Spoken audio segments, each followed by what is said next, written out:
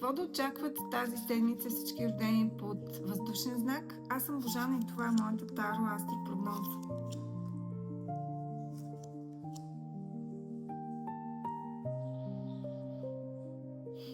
Веселие, добро прекарване на времето, но хората понякога са склонни в такава неформална среда да дават някакви обещания или сигнали, които след това в реалния живот може да тръгнат по друг начин.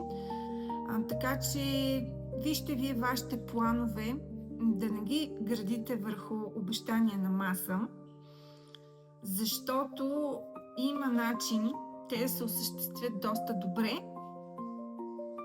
но с по-широка подкрепа, като достигнат до други хора, които са извън този ваш приятелски кръг, може би малко повече ресурси да се вкарат в това, да се използва може би интернет, нещо да е онлайн. И няма да стане само с този тесен приятелски кръг, иначе идеята е добра.